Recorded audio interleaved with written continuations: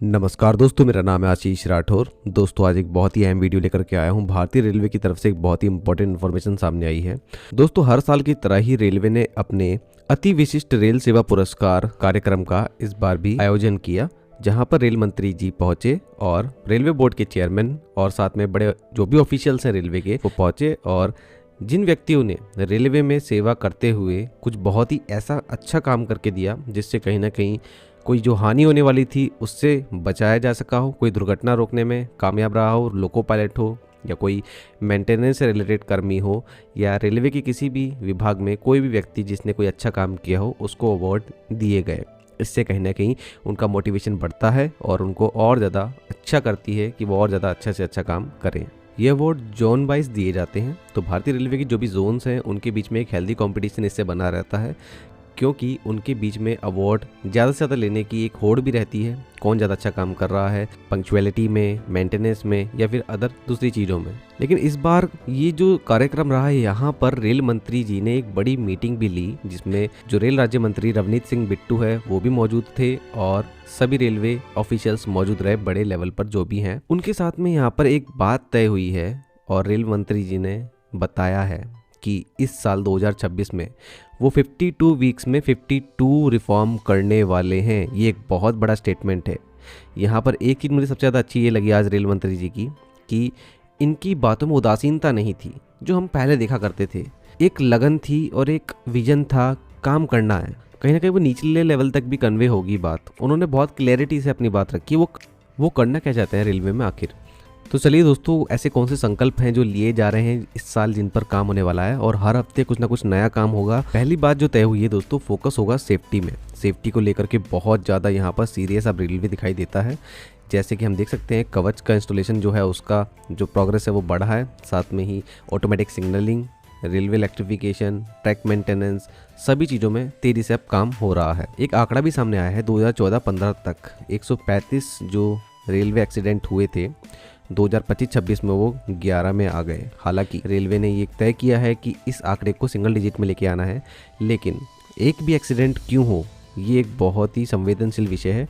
एक भी एक्सीडेंट नहीं होना चाहिए, लेकिन आंकड़े इस तरीके से हैं तो पढ़ना पड़ता है। तो रेलवे को इसको ज़ीरो पर लाना है आने वाले समय में, क्योंकि इन एक्सीडेंट्स की वजह से बहुत हानि होती है। जान माल की अगर हानि होती है तो कई लोगों की ज़िंदगियों में बड़ा इफेक्ट पड़ता है। इससे रिलेटेड उन्होंने बात कही है कि ट्रैक मेंटेनेंस से रिलेटेड जो भी एक्टिविटीज़ होती हैं उनमें बहुत बड़ा बदलाव आएगा। वो न्यू टेक्नोलॉजीज़ को इम्प्लीमेंट करेंगे, न्यू टूल्स को इंट्रोड्यूस करेंगे, न्यू मेथोडोलॉजी जो होगी ट्रेनिंग मेंटेनेंस से रिलेटेड उसको भी इम्प्लीमेंट करने की कोशिश करेंगे।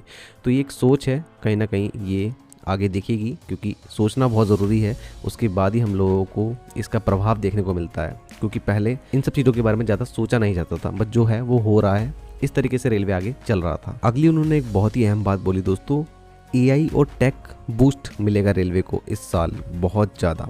मतलब जितनी भी तरीके की टेक्नोलॉजीज रोलिंग स्टॉक के सेक्टर में या फिर रेलवे सेक्टर में देश दुनिया में हैं, उनको रेलवे अपनाने की कोशिश करेगा और ज़्यादा से ज़्यादा टेक्नोलॉजी इंट्रोड्यूस करने से रेलवे में सेफ्टी, मेंटेनेंस, ऑपरेशन में बहुत ज़्यादा एफिशिएंसी भी आएगी। और हमने कुछ सालों में देखा भी है, जैसे DFCCIL में MVIS टेक्नोलॉजी को अपनाया गया, तो जो मालगाड़ियों के एक्सीडेंट्स हैं वो बहुत बार बचाए जा सके हैं AI की मदद से। और इसी तरीके की MVIS को अब रेलवे भी इंट्रोड्यूस करने जा रहा है, जिसके लिए रेलवे का अलग से MVI सिस्टम जो है वो रेडी हो रहा है, तो वो भी इम्प्लीमेंट होने लगेगा कुछ ही समय में। अगली बात उन्होंने दोस्तों टैलेंट एंड ट्रेनिंग रिवैम्प को लेकर कही।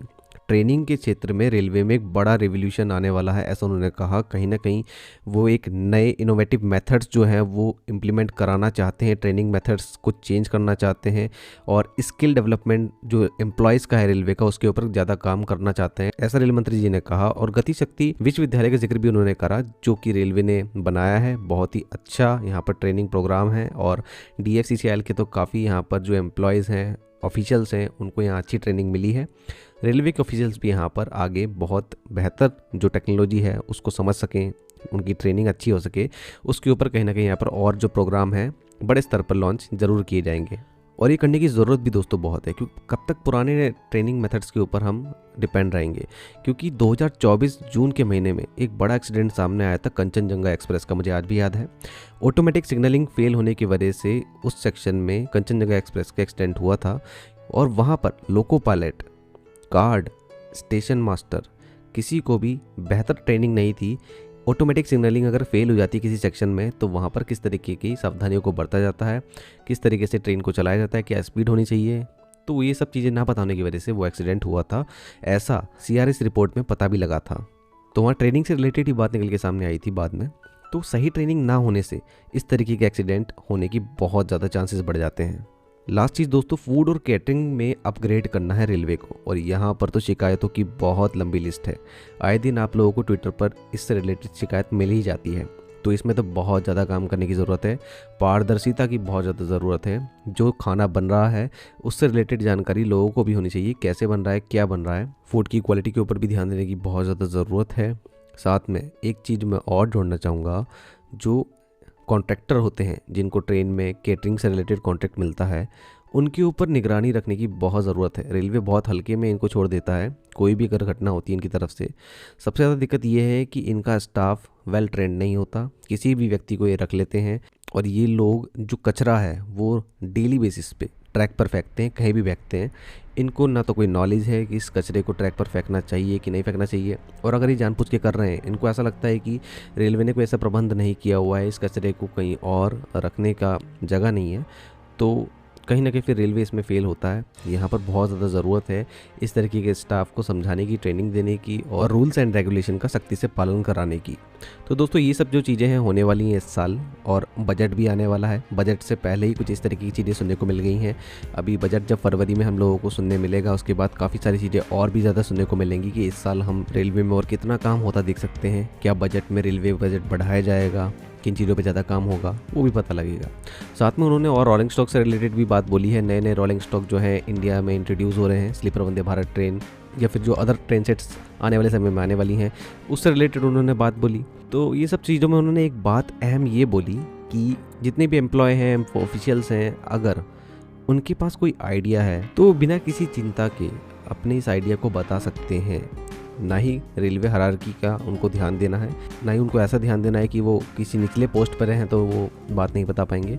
तो उनके लिए एक बड़ा पोर्टल जो है वो रेडी हो रहा है, वहाँ पर वो एनोनिमसली भी जानकारी दे सकते हैं, आइडिया दे सकते हैं, फीडबैक दे सकते हैं अपना, और साथ में ही अगर अपना परिचय देना चाहते हैं तो वो भी वहाँ पे वो दे सकते हैं। और रेल मंत्री जब इस बात को बता रहे थे तो कहीं ना कहीं वो भी ये जानते हैं कि रेलवे में ब्यूरोक्रेसी बहुत ज़्यादा हावी थी और आज भी है, क्योंकि इसी वजह से कई सारे डिसीजंस आज भी स्लो होते हैं, कई सारी फाइल्स ऊपर तक नहीं पहुंच पाती, कुछ आइडियाज़ नहीं आ पाते, एक्सप्लोटेशंस भी होता है एम्प्लॉयज़ का। हालांकि रेलवे ने अपने डिपार्टमेंट का रीस्ट्रक्चरिंग भी करा था, लेकिन ऐसा नहीं है कि आज भी ब्यूरोक्रेसी ख़त्म हो गई है। एक समय था कि हमारी वंदे भारत ट्रेन का आइडिया भी पूरी तरीके से दबा दिया गया था। अगर उस वक्त रेलवे बोर्ड के चेयरमैन अश्विनी लोहानी जी सुधांशु मणि जी का साथ नहीं देते तो ये वंदे भारत ट्रेन कभी नहीं बनती, ये बात हम सब जानते हैं। तो आइडिया तो पहले भी बहुत आते रहे होंगे ऑफिशियल्स को, प्रोडक्शन यूनिट के जनरल मैनेजर्स को, लेकिन वो इम्प्लीमेंट नहीं हो पाते होंगे कहीं ना कहीं इसी तरीके की अफसरशाही की वजह से। तो कहीं ना कहीं दोस्तों ये सब चीज़ें अभी और समय लेंगी ख़त्म होने में रेलवे में, लेकिन हाँ काम शुरू हो चुका है, ये बात तो अब सामने साफ साफ दिखाई देती है। और तेज़ी से जो काम होगा, लोगों की सोच बदलेगी, नए लोग भी आएंगे, तो कहीं ना कहीं वो अपने न्यू आइडियाज़ भी देंगे और रेलवे बहुत हद तक आने वाले 5 से 10 सालों में आप लोगों को बदला हुआ जरूर दिखेगा। तो दोस्तों आज की वीडियो में इतना ही। आप लोगों के क्या थॉट्स है जरूर से कमेंट सेक्शन में बताना। ऐसी वीडियो देखने के लिए मेरे चैनल के साथ बने रहिएगा। वंदे मातरम, भारत माता की जय। हम